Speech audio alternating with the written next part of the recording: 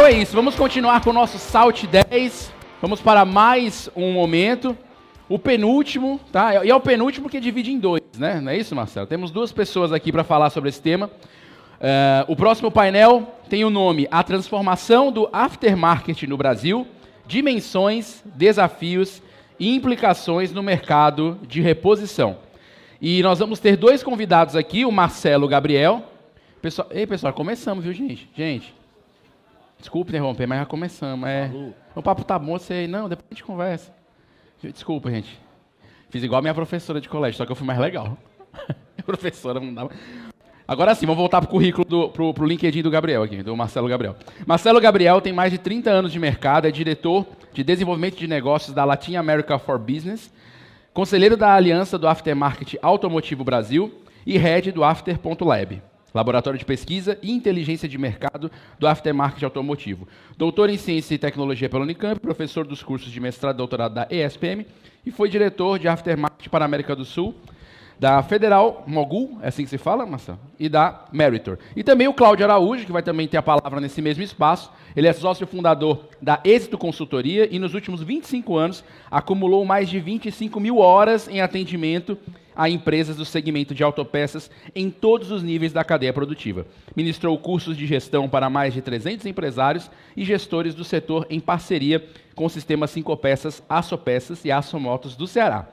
A repensarem, estrategicamente seus negócios e obterem muito mais maturidade empresarial, além de um melhor entendimento das operações envolvidas em seus negócios. Então, o Cláudio e o Marcelo estarão no palco e o Marcelo começa com a palavra. Marcelo Gabriel, seja bem-vindo. Uma salva de palmas. Boa noite.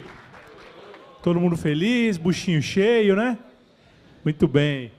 Eu vou abrir duas exceções aqui no nosso bate-papo.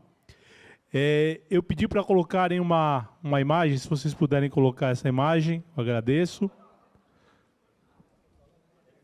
É isso aí, quem sabe faz ao vivo, cai ao vivo, tá tudo certo. Essa imagem aqui, olha, quebrando um pouco o protocolo, essa imagem foi realizada em Las Vegas, no começo do mês de novembro, durante a Apex, que é a terceira maior feira de autopeças do mundo. Vocês sabem que a primeira é a Autop, a segunda é a Automecânica e a terceira é a Apex. E esse encontro aqui ele se chamou Associations in Motion, ou Associações em Movimento. Vocês estão vendo aí representantes do mundo inteiro que nós estamos lá discutindo justamente os tópicos que o Ranieri já colocou e os tópicos que o Clóvis também colocou. Então, quando o Ranieri fala que a gente está inserido globalmente, é um fato. Aí tem gente da Índia, tem gente dos Estados Unidos, do Canadá, do México, da Colômbia, da África do Sul, do Canadá. Então, a gente está inserido nesse nosso movimento. E um outro quebra aqui no protocolo, muito se falou sobre a questão da formação e do capital humano. Eu queria lembrar vocês que desde o ano passado nós já temos a certificação de competências profissionais do IQA. Muitos de vocês que estão há mais tempo no mercado como eu vão se lembrar da certificação da ASE, que era uma certificação voluntária para mecânicos. O ano passado nós colocamos no ar a certificação de competências profissionais do IQA, o Instituto da Qualidade Automotiva, totalmente baseado em normas ABNT, então é uma certificação nossa. Então eu peço que vocês que são empresários, que têm aí na sua equipe, no seu time, mecânicos, que os motive a fazer essa certificação, que é uma forma que a gente tem de reconhecer. E a grande novidade é que nós vamos ter uma certificação para vendedor de peças e acessórios automotivos. Então não vai ser mais aquela coisa que o cara não sabe fazer outra coisa, vai ser vendedor, não. Ele vai ter que mostrar que ele tem capacidade e tem uma competência profissional para isso. Outro ponto que eu anotei durante esse bate-papo todo que eu estava sentado ali ouvindo, com relação às montadoras. A gente vai falar bastante agora sobre os números do nosso mercado, tentar dimensionar um pouco o tamanho do nosso mercado. E a gente tem que lembrar que nós somos pequenos guerreiros independentes, atuando cada um na sua empresa. E nós estamos competindo ou concorrendo com concorrentes que têm atuação global. Quando a gente pensa numa Toyota, como o Clóvis comentou, a maior montadora do mundo, a Volkswagen, quando a gente pensa em todas as marcas que vocês imaginam, eles têm uma única estratégia global. Eles têm um cara que está sentado lá na matriz, pensando na estratégia do aftermarket da montadora. E ele vem e faz isso de cima para baixo. E aqui nós somos pequenos guerreiros individuais das nossas empresas que temos que lutar contra essa estratégia global. Então isso é muito importante. Pautas da nossa aliança. O Ranieri falou bastante da aliança. Isso aqui é um... Olha aqui, meu presidente. O senhor já viu essa foto no seu WhatsApp, mas eu resolvi colocar aqui para todo mundo ver. As nossas pautas na aliança: Right to Repair, Right to Connect, inspeção técnica veicular, mercados ilícitos, falsificação de autopeças, tudo isso está dentro da pauta da aliança. E as entidades que congregam têm as suas pautas individuais. Dito isso, vamos à nossa apresentação. Podemos trocar aí a nossa foto e começar o nosso papo sobre o mercado de reposição. Muito bem, essa foto que eu coloquei aqui, ela mostra bem... Muito obrigado.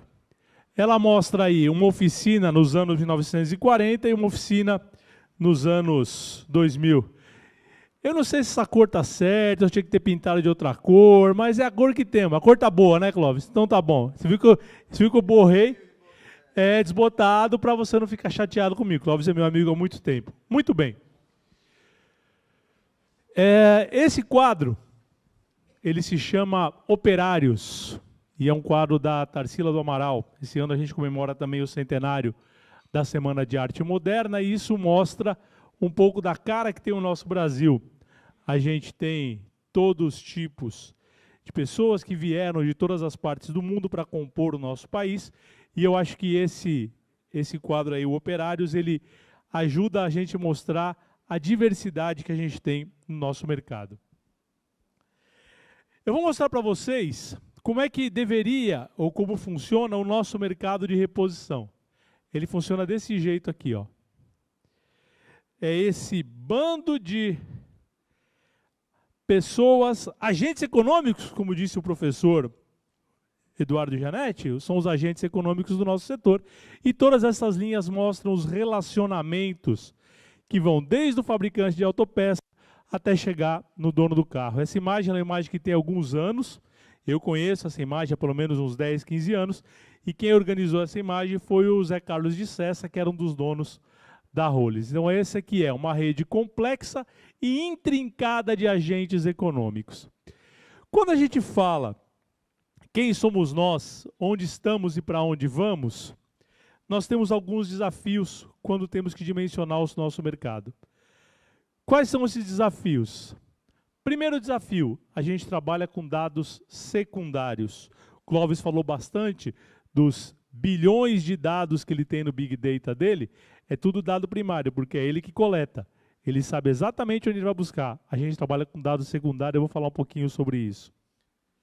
Intersecção de atividades, e isso passa pela pauta de reforma tributária, isso passa por uma série de pautas maiores do que o nosso trabalho individual, discordância em conceitos e a invisibilidade do setor. Quando a gente fala de dados secundários, o que são dados secundários para quem trabalha com dados? São os dados que eu não coletei, dado que alguém coletou e que eu estou utilizando. Quando eu utilizo dados que outras pessoas coletaram, eu não sei a metodologia de coleta desses dados, então eu fico à mercê desses dados estarem certos ou errados. Principal fonte de dados que nós utilizamos para definir o tamanho do mercado: CAGED e RAIS, Cadastro Geral de Empregados e Desempregados, e Relatório Anual de Informações Sociais, baseados no CNAE, na Classificação Nacional de Atividade Econômica. Isso é um dado público, é dado de governo. Dados do ICMS, dos estados, para a gente poder ter uma ideia do volume de negócios que é gerado dentro desses próprios CNAEs. E as associações e as entidades, a Anfávia, a FenaBrave, o Sindipeças, o Sincopeças e o Sindirepa, a gente utiliza para fazer essa análise do nosso dado. No começo dos anos 1970, quem está mais tempo no mercado vai lembrar que existia um grande distribuidor chamado Borghoff. Borghoff foi representante da McDonnell Douglas de avião aqui no Brasil. A Borghoff, se estivesse viva, estaria completando 110 anos de distribuição de autopeça. Foi a Borghoff que trouxe as marcas Sachs, que trouxe a marca Bosch, que trouxe a marca Bendix, que trouxe a marca FAG para o Brasil em 1912, lá no Rio de Janeiro. E o que o senhor Gustav Willy Borghoff dizia? Que o nosso mercado ele segue uma cascata. Você pulou um ali, mas vai aparecer tudo daqui a pouco. Ele não voltou, mas deveria aparecer aqui. O fabricante, que está aqui, que vende para um atacadista, que vende para um varejista, que vende para uma oficina. Então ele desenhava isso na década de 70 como uma cascata mesmo, como uma cachoeira em que a água ia circulando. O que acontece, o que aconteceu ao longo dos anos no nosso mercado? Essa cascata deixou de existir. Vocês viram pelo desenho cheio de linhas coloridas que essa cascata deixou de existir. E não existe nenhuma regulamentação que impeça uma oficina de adotar o KNAI do varejo. Aliás, muitos dos contadores dizem o seguinte: não, coloque seu KNAI primário como comércio de peças. Aí você pode comprar direto do distribuidor. O varejo coloca o KNAI de atacadista e compra direto de pequenas fábricas. Agora pense a minha situação, quando me perguntam e falam assim, quantos varejos tem no Brasil? Quantos atacados tem no Brasil? Eu falo, depende. Você quer lobo em pele de cordeiro? Você quer quem é mesmo? Porque tem essa questão. E aí, o que acontece nesses dois casos aqui? Quando a oficina adota um KNAI de varejo, o ICMS já vem substituído nos estados que têm ST. E aí nós temos um problema de política pública, Rodrigo, porque ninguém vai pagar ISS.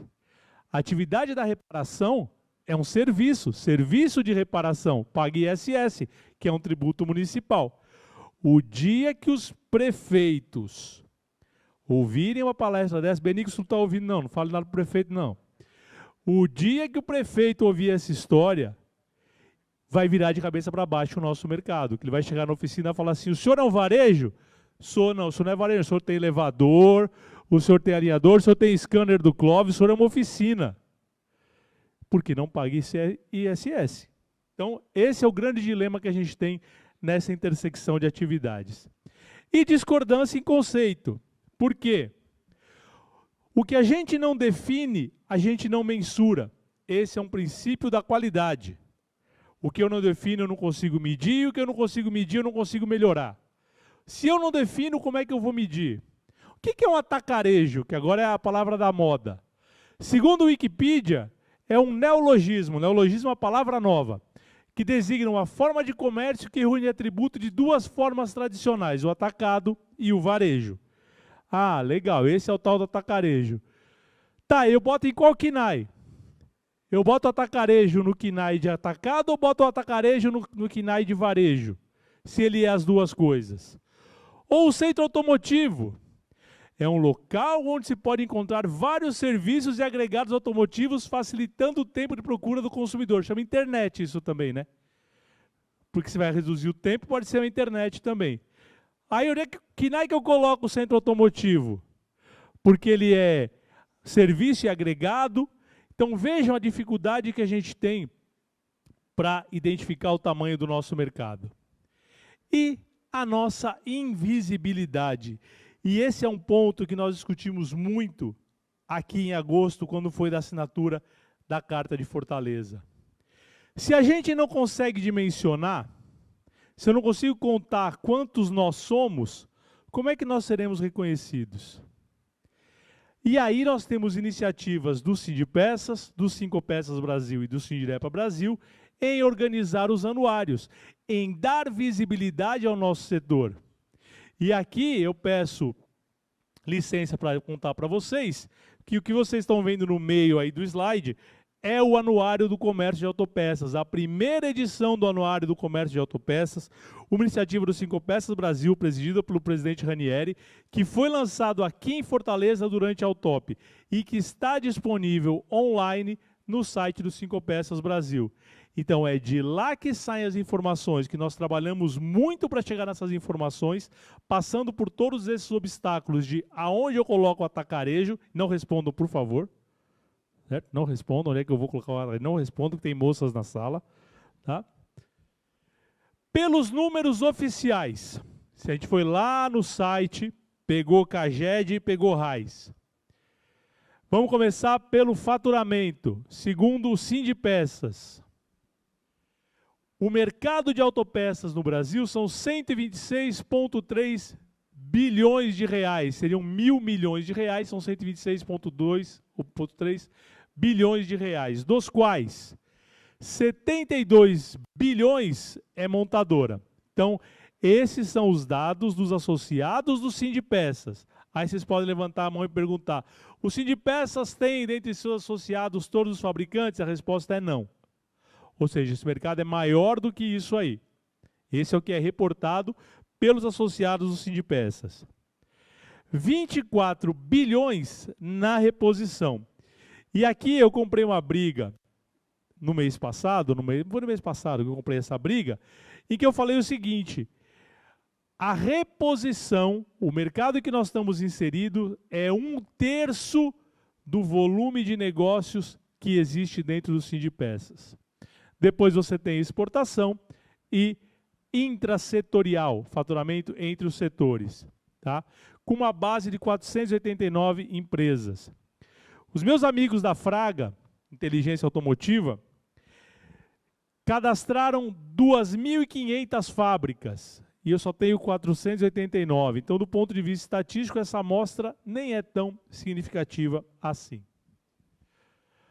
Pelo anuário do comércio, então a gente olhou que 24 bilhões é o que as fábricas faturam para o nosso setor. Quando a gente olha o comércio, a gente tem 7.188 distribuidores e 62 mil varejos. E aí eu já falo para vocês, está errado esse número. Porque não é possível você ter 62 mil varejos para 5.570 municípios. Isso significa que, na média, cada município tem 12 varejos. Vocês que conhecem o interiorzão do Brasil, tem cidade que tem um, tem cidade que não tem nenhum. Então não dá para você dizer que, na média, são 12. Todo mundo que está aí atacado, todo mundo é varejo? Não. A gente tem aqueles disfarçados. O varejo que está registrado com KNAI de atacado, a oficina que está registrada com KNAI de varejo. Então, a gente tem que tomar uma decisão de como é que vai equalizar esses dados. Se a gente mantivesse a proporção, a gente teria 8 varejos para cada atacado. Não tem um atacado que sobreviva vendendo para 8 clientes. Se vocês conhecerem algum, me falem. Um atacadista de autopeça que sobreviva vendendo para 8 clientes. 8,7 para ser generoso. Como é que a gente resolveu isso? A proposta do Sindipeças Brasil foi separar isso pelo porte da empresa, em que a gente correlaciona faturamento e número de empregados. E aí a gente corrigiu o modelo para compensar as diferenças regionais. A gente incluiu aí um pedaço das microempresas, porque microempresa só pode faturar até 360 mil reais no ano. 360 mil reais no ano são 30 mil reais por mês, que em 20 dias de trabalho são 1.500 reais. Que varejo sobrevive vendendo 1.500 reais por dia. Mas a gente fez uma licença poética aí para incluir essa turma. O senhor que é engenheiro, o senhor viu lá, a gente fez uma distribuição que tende a normal, com média 210 e desvio padrão 86,646, e acrescentamos 10% ao cômputo final. Então vejam, o que a gente definiu? Não existe atacado que seja MEI, microempreendedor individual. Não faz sentido, porque o MEI só pode ter um funcionário. O MEI só pode faturar, salvo engano, 6 mil reais por mês. Então, não existe. Não existe microempresa distribuidora. Não existe empresa de pequeno porte que seja distribuidor. Assim como nós acrescentamos 8.082 microempresas na categoria de varejos. Então, aquele número que era 7 mil e tantos distribuidores, 62 mil varejos, ficam reduzidos a 1.328 distribuidores e 18.803 varejos de verdade. Tá? Na reparação, como é que foi resolvido isso? Qual foi o critério para organizar na reparação? Só fazendo um pequeno adendo aqui, os dados relativos ao comércio de autopeças são de responsabilidade do Afterlab e os dados relativos à reparação são de responsabilidade da Sinal, a quem eu desde já agradeço por ter cedido os slides a pedido do presidente Ranieri. Vou correr, Silvia, vai dar tudo certo. Como é que nós segmentamos? A primeira subclasse é mecânica de automóveis utilitários e comerciais leves que englobam os quinais 45.200.01, 03 e 04. Subclasse 2, caminhão e ônibus, mais mecânica. Oficina de funilaria e pintura ou reparo por colisão, que congrega o 02 e o 08. Oficina de acessório, lubrificação, lavagem e polimento, o 05 e o 07. E, finalmente, a oficina de borracharia, que é um bicho à parte. Esses dados estão disponíveis no anuário do Sindirepa Brasil, que também está disponível no site do Sindirepa Brasil. Então, ficou desse tamanho aqui, olha.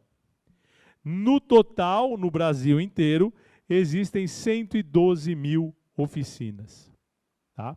Assim distribuídas, para comerciais leves. Aqui a gente fez essa projeção para 2021. Só que as oficinas, além desta dimensionamento aqui, a gente ainda tem uma divisão por porte. E isso é um dado que a Sinal faz há muito tempo, há mais de 20 anos, em que ela tem o porte da oficina pelo número de passagens, a quantidade de veículos que passam por mês na oficina. Então você tem oficina do tipo mega, grande, média e pequena.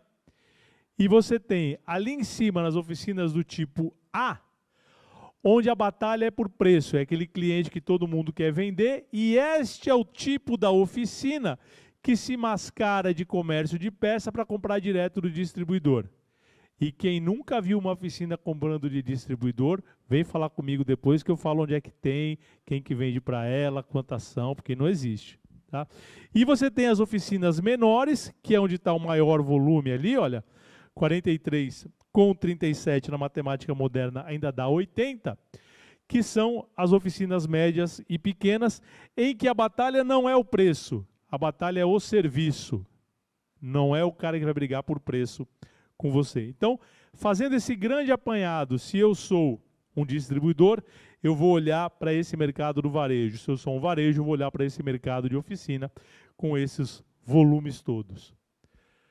Está aqui o modelo, de novo, um pouco mais elaborado, e na linha leve, apenas na linha leve, a gente está falando de um mercado de 49 bilhões de reais só na linha leve. E aí inclui peça e serviço. Tá? Quando a gente olha para este número e quando a gente começa a traduzir isso em termos comparativos, nós somos representantes de 1,8% do PIB brasileiro. É muita coisa. Um setor que representa 1,8% do PIB tem direito a sentar, tem direito a ser ouvido e tem direito a fazer as suas queixas e suas reclamações. Porque não só do ponto de vista econômico, mas do ponto de vista de pessoas que nós empregamos em toda esta cadeia aqui, a quantidade de pessoas que dependem do nosso setor para levar o pão para casa. Quando a gente olha esse ticket, que eu falei que tinha mão de obra e serviço, 63% por mão de obra e peça, 63% é mão de obra, 37% é peça. A gente estima o total de 68 bilhões, arredondado aí, tanto na linha leve quanto na linha pesada. E os aspectos tributários não estão considerados nessa projeção. O imposto sobre serviço que não foi pago, a ST que já foi paga antes, não está considerado nessa nossa projeção. Vejam como o nosso mercado está se comportando. Esta linha com bolinhas azuis mostra a média histórica do movimento nas oficinas. De 1º de janeiro de 2000 2022 até 1º de outubro de 2022, a gente cresceu 12,84% o nosso movimento. Ô Marcelo, por que baixa ali aquela curva? É carnaval, ali chama carnaval, aquele dente que cai ali chama carnaval, tá? Mas vejam que a tendência, se nós fizéssemos uma linha de tendência, é uma tendência ascendente. Vai continuar. A falta de venda de veículos novos para a gente é muito bom.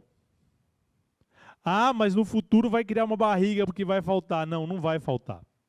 Porque as pessoas não compraram, as pessoas mantiveram seus veículos, e um veículo com mais de 3, um veículo com 5 anos de idade, o valor médio da reparação é maior do que o valor médio de um veículo de 2 anos. Portanto, o nosso mercado, mesmo com essa falta de veículos novos que a gente está tendo, por falta de crédito, por falta de semicondutores, vai conduzir a um mercado bastante positivo no futuro para a gente. Isso é a dificuldade de encontrar peças. Veja que nós tivemos aí um buraco enorme ali entre janeiro e fevereiro, ou seja, faltou muita peça, e hoje a gente está chegando já a um ponto de equilíbrio que alavancou o canal digital. A falta da peça no canal tradicional, e isso é uma outra palestra que a gente fala sobre a proliferação de marcas e modelos no setor, levou uma alavancagem do canal digital e ao estabelecimento de 2 mundos distintos. Quando a oficina vai comprar peça na internet, ela usa o cartão de crédito do dono. Ou seja, emite-se uma nota para um CPF.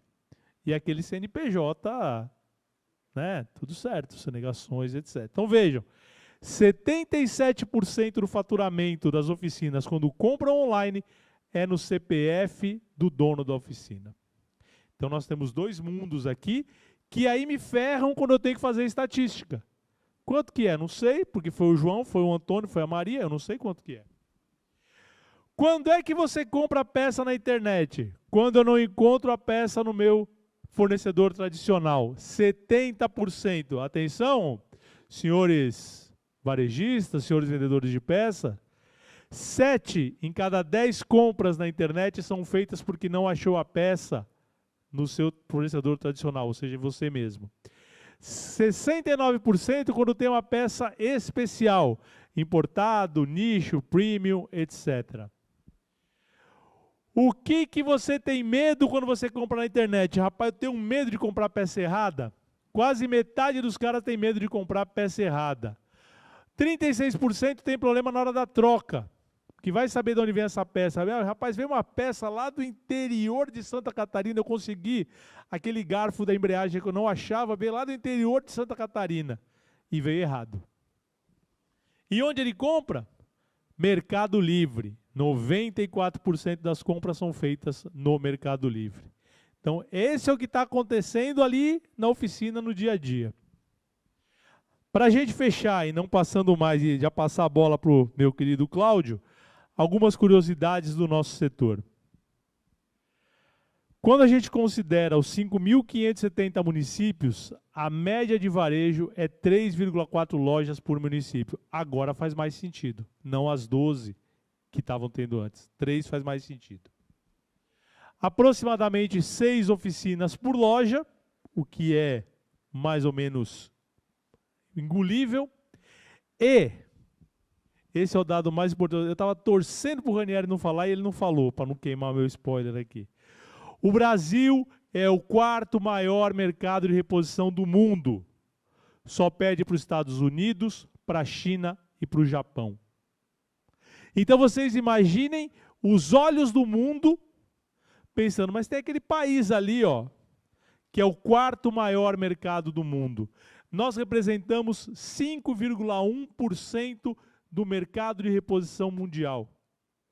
É para a gente ficar orgulhoso e preocupado, porque tem gente olhando para isso também. E esse é o meu desabafo pessoal. A gente tem um longo percurso ainda à nossa frente para organizar esses dados. E aí, que eu passo a bola para o Cláudio, porque o Cláudio vai... Eu fiz uma leitura de cima para baixo. Fui vendo dos fabricantes, dos distribuidores, dos varejos, das oficinas, e agora o Cláudio vai fazer a leitura ali, ó, horizontal, que está acontecendo. Cláudio, por favor, só apertar o verde. Vai lá.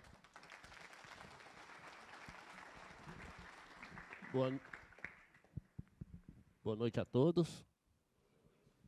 Expectativa de chegar aqui no evento às 3 da tarde ou 2h30, só falar agora, viu, Ranieri? A gente fica se coçando.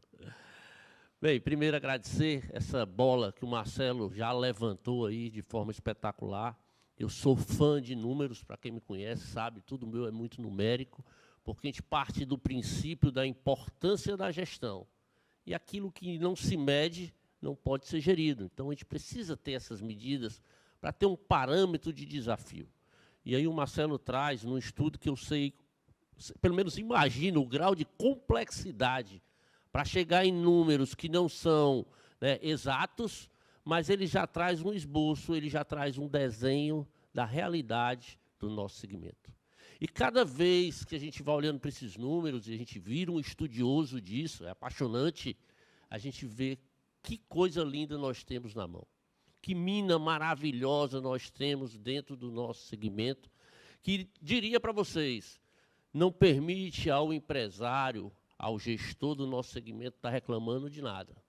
O que nós precisamos, de fato, é entender a dinâmica, utilizar a gestão e transformar esse cenário maravilhoso em resultados na última linha da tua DRE.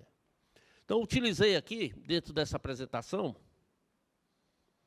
somente 4 números, tá? Alguns apresentados pelo Marcelo, outros eu tive que buscar fora, que nós temos um faturamento anual entre linha pesada e linha leve, 68 bilhões, 75 mil estabelecimentos, o tamanho da frota de 44 milhões de veículos e 223.784 profissionais da área técnica dentro do segmento. Nós vamos usar só esses 4 números e nós vamos dividir essa apresentação, tá, também em 3 momentos.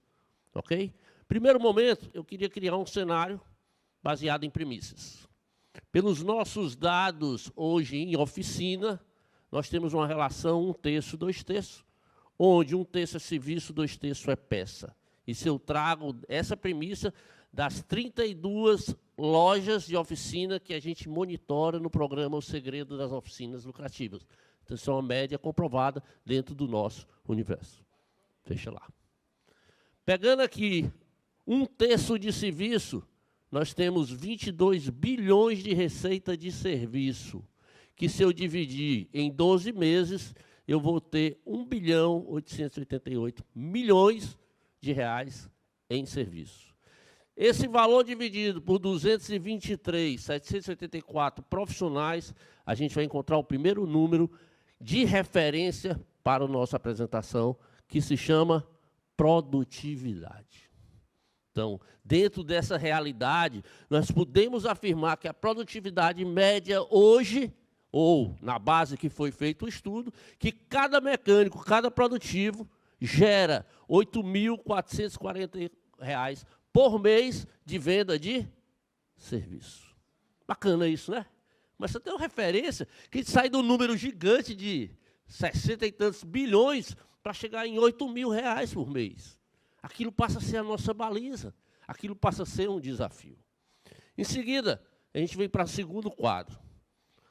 Baseado também em premissas, nós temos que 223 mil profissionais. Essa relação de 1,6 eu trago também do nosso estudo O Segredo das Oficinas Lucrativas, juntando linha leve e linha pesada. Eu tenho 1,6 carros atendidos por dia por cliente. Isso gera uma demanda de 358 mil carros atendidos por dia, que durante 278 dias úteis no ano, nós vamos chegar a um número de passagens de veículos de 2,34 vezes. Ou o que é que eu quero dizer? Que cada veículo passa pelo menos 2 vezes 34 dentro da oficina. Vamos chamar 2,5, né? Ou seja, o oficina ele vai lá para trocar um óleo, ele vai fazer um alinhamento, ele vai fazer um reparo, mas um veículo gira em média por ano, ele passa 2,34 vezes dentro da oficina. Dividido isso pela frota, nós vamos ter 1 milhão, né? 1 bilhão?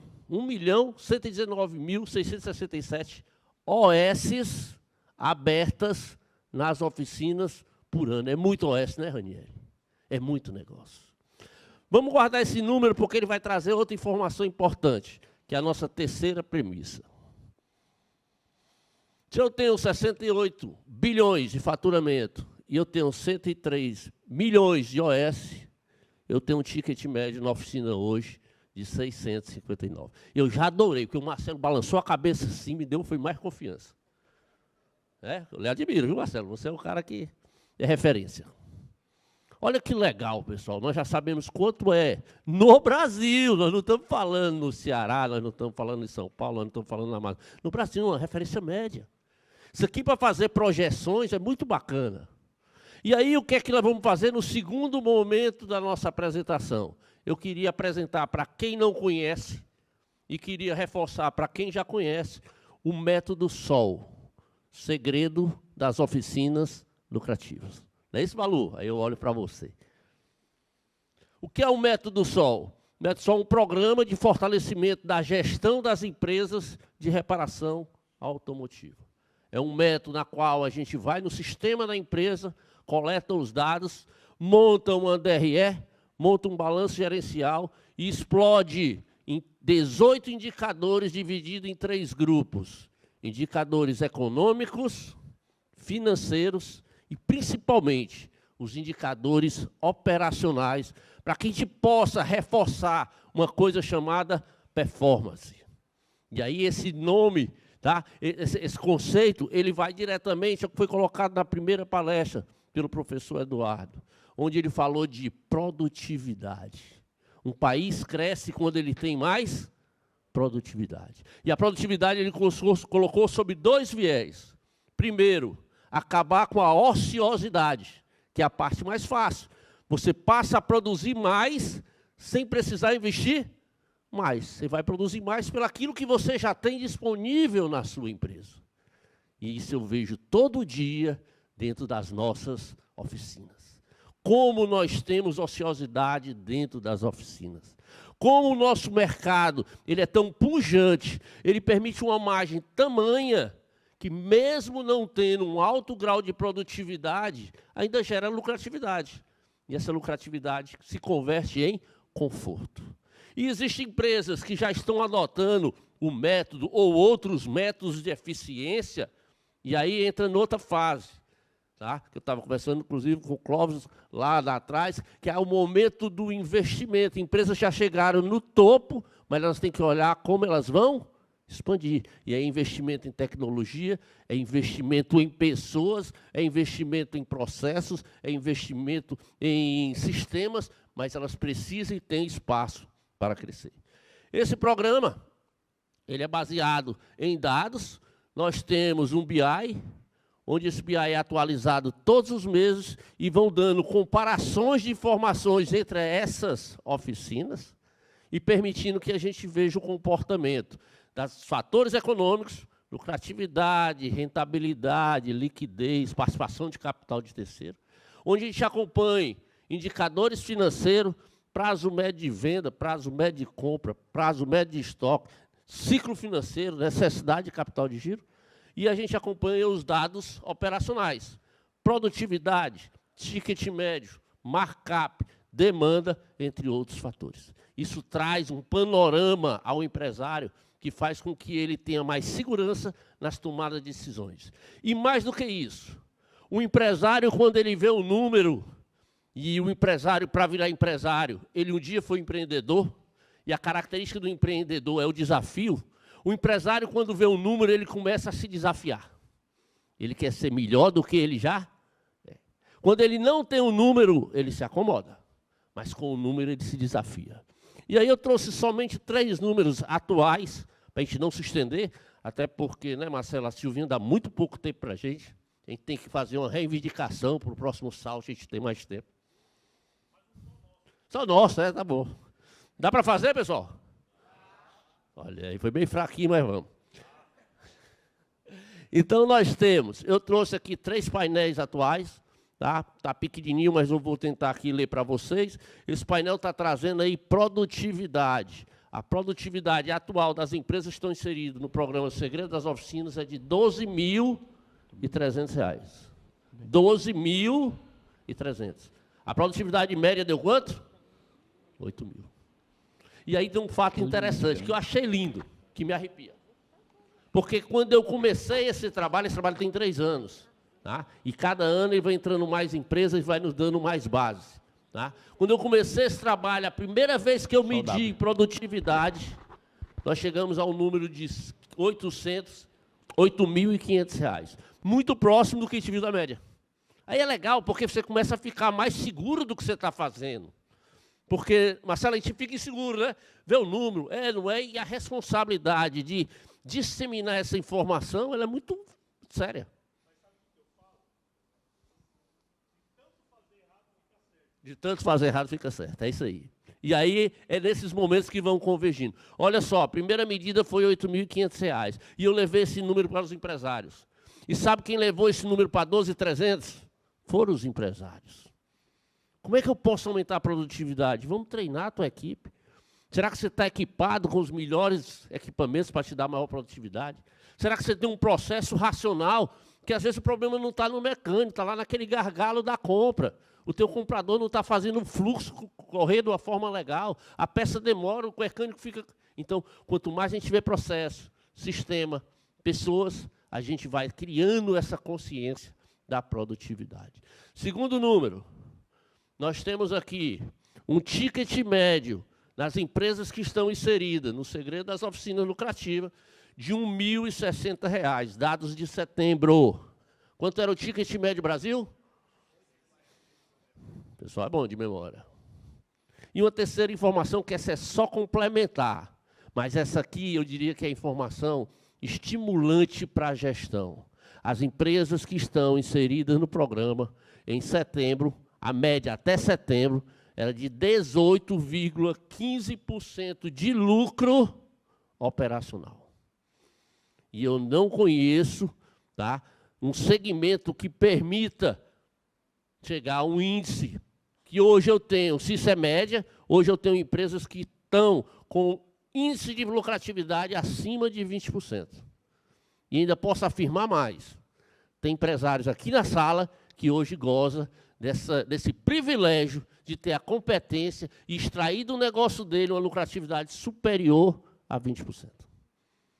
Então, quando eu chego a ter R$ 1.000 de ticket médio, quando eu chego a ter R$ 12.000 de produtividade, a lucratividade, meus amigos, é simplesmente uma consequência. Lucratividade é consequência. Eficiência é produtividade, eficiência é ticket médio. Mas lucratividade é consequência. Por isso que eu trouxe só para endossar a nossa fala. E aí eu trago a terceira fase da apresentação. Olha só, a diferença do ticket médio, do Segredo das Oficinas Lucrativas, para o mercado é de 60,74%. E aí a gente olha para esse número, triste ou feliz? Eu olho feliz, porque eu olho quanto nós temos ainda para aumentar o potencial de captação de recurso para toda a cadeia. Né, Marcelo? Porque a porta de entrada do dinheiro são os prestadores de serviço. Tá? É a porta de saída da peça, mas é a porta de entrada do dinheiro que vai oxigenar todo o segmento de FT Marketing. Nós temos uma defasagem de 44,53% na nossa produtividade. Olha quanto nós podemos melhorar na nossa produtividade. E aí, de uma forma bem simples...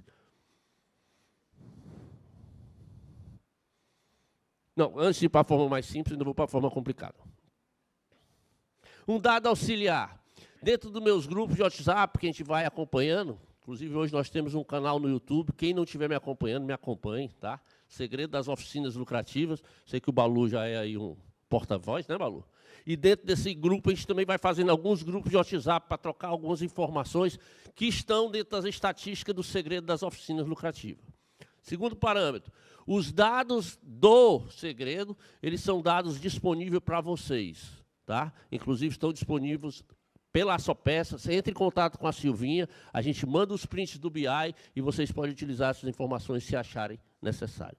Mas dentro de uma pesquisa que eu fiz recente nos grupos de WhatsApp, 55% dos donos de oficina são ex-mecânicos, ou seja, não tiveram oportunidade de estudar negócios. São pessoas que estão ainda no estágio de empreendedores, pessoas corajosas, ousadas, mas ainda não viraram a chave para virar empresário. E com isso, que conclusão a gente chega? Que o grande investimento no setor, eu posso afirmar, que está na qualificação do empresário do varejo de reparação automotiva. Se você entender que você pode contribuir para que cada um desses empresários se qualifique, aumente seu ticket médio, aumente sua produtividade, você está dando uma contribuição para o nosso segmento evoluir. Mas, Cláudio, que contribuição é essa? Se você é um dono de uma loja, se você conhece outros donos de loja, aí entra o espírito e a bandeira que o Ranieri levanta muito bem, do associativismo, traz esse cara para cá.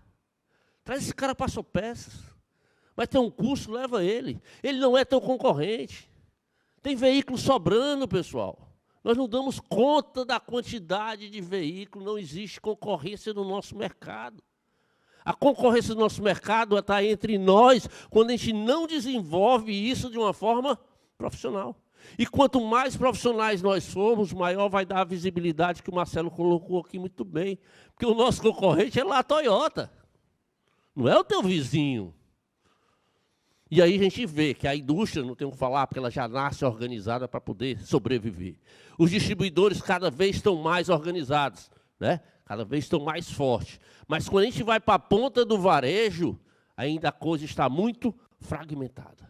Então eu defendo que, se houver uma qualificação maior, trazendo para os treinamentos, o distribuidor investindo no empresário, tá? A fábrica investindo no empresário, que às vezes a fábrica faz um movimento muito legal, ela quer qualificar a ponta, ela treina o mecânico, ela manda lá o profissional para treinar o mecânico. Mas às vezes o empresário do mecânico não mandou o mecânico para o treinamento. Então nós temos que aumentar esse nível de percepção, de ação sobre gestão.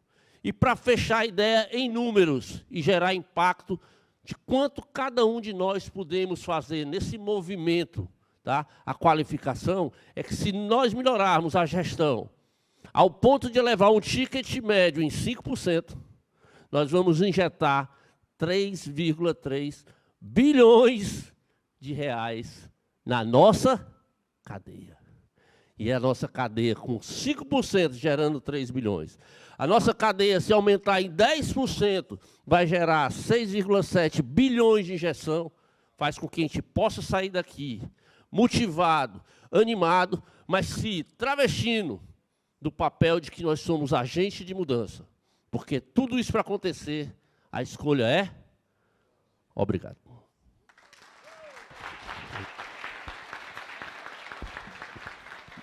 Obrigado, Cláudio Araújo e Marcelo Gabriel. Queria que o Marcelo viesse aqui, Marcelo, porque o Ranieri, não sei se é ele que vai fazer a entrega, porque aqui está sempre cheio de surpresas, cheio de momentos. Não sei se é o próprio Ranieri que vai fazer a entrega, Silvinha. Quem é o entregador? Deixa eu liberar aqui. Libera o sinal do microfone? Pode deixar liberado aqui. Oi, aí. Deixa eu chamar aqui o Cadê o Josias? Está aqui? Cadê? Vem cá, Josias. Aniversariante do dia. Aê, Josias. 27 anos, né, Josias? Parabéns, Josias. Sim. Evaldo, vem cá, Evaldo. Me entregar aqui.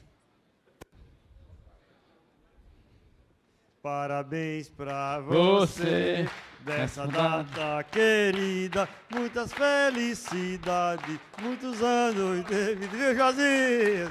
Esse aqui é pro Marcelo Gabriel. Esse aqui é pro Cláudio. Um de cada vez. Vai pra lá. Aqui, ó, olhando pra cá. A fotinho aí. Se aperta. O Marcelo tem altura, ele pode baixar um degrauzinho aí, que não tem problema não. Espera só um pouquinho. Muito bem.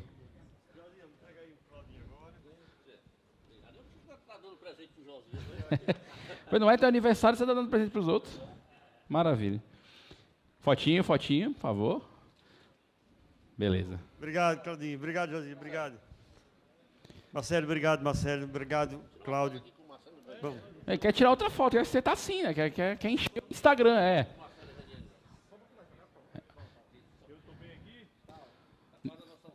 ninguém tá vendo que você tá 2 degraus abaixo. Beleza, foi ótimo. Podemos seguir, presidente? Opa, peraí. O Marcelo, por favor, Marcelo. É muito importante esse assunto.